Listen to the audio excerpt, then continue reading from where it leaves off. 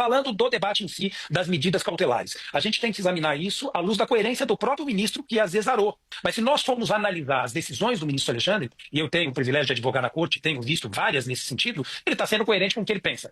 Se está correto ou não está correto, isso é outra história. Portanto, não tem aqui uma decisão de ocasião encomendada com um determinado objetivo para determinado réu. O ministro Moraes precisa ser coerente com a Constituição e não com ele. Se ele está sendo incoerente com a Constituição, ele precisa corrigir todas as decisões, não só essa. Não tem como pensar que você denunciar ilegalidades que você entende existirem dentro do seu país, de instigar, movimentar politicamente, não é promover guerra. Não é um ato que promove guerra nenhuma.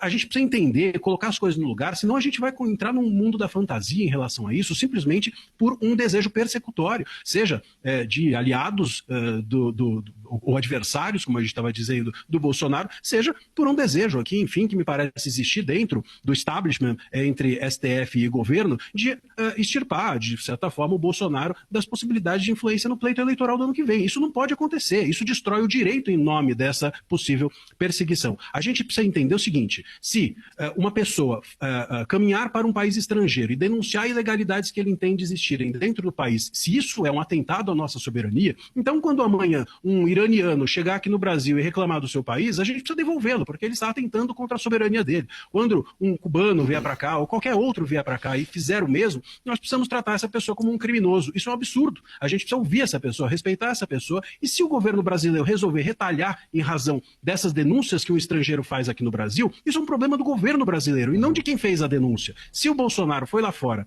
o Eduardo, e fez essas denúncias, e os Estados Unidos resolveram tomar uma providência, isso deve ser uma questão interna dos Estados Unidos. Isso não é culpa de quem denunciou. E veja, vale a gente fazer aqui um último reparo em relação a isso, que é o seguinte, se o Eduardo denunciar as ilegalidades lá fora do Brasil é um atentado à soberania, a reação dos Estados Unidos também tem que ser considerada um atentado à soberania. E se os Estados Unidos atentaram contra a nossa soberania, a gente precisa então declarar guerra aos Estados Unidos. Estamos todos aqui diante de um atentado à nossa soberania de um país estrangeiro.